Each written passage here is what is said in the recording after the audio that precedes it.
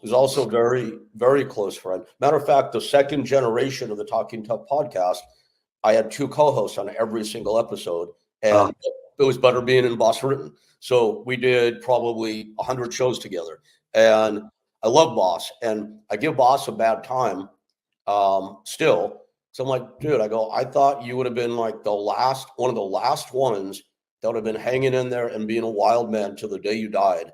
And he's not anymore. He's like such a good, he's such a good, straight and narrow family man. But you and I were around it in the days, and the Mark Colemans, the Mark Kerrs, it's not gossip. They're happy to talk about this stuff, as you well know. I tried to keep it simple. I just tried to be myself. That's how I always wrestled. That's how I walked out in that mat.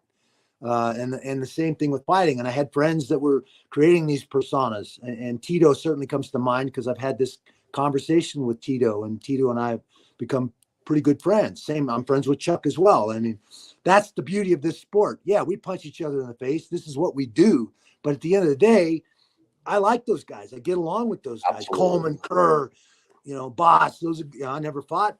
I wrestled Coleman and Kerr. I never fought Boss. I was supposed to fight him at one point. Brock Lesnar.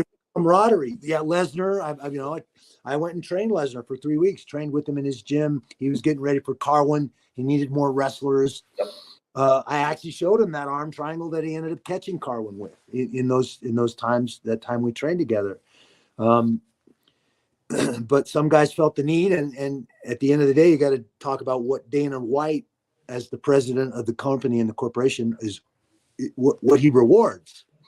He rewards guys that act that way, that create these personas, that do publicity stunts and talk all this crazy smack and do all this stuff. So of course, guys, show business. End of the day, Tito sees that, and Dana had represented Chuck and Tito back in those days as their manager too. So he sees that, and he's one of the first that created that persona and used that to market himself, to create heat, as Dana called it, for fights, because he was going to talk trash and kind of try to get under your skin, make you angry, do all those things to make you think about anything but how to go out and technically beat him. Sure. That's a smart strategy. Psychological warfare. That's exactly what it is. So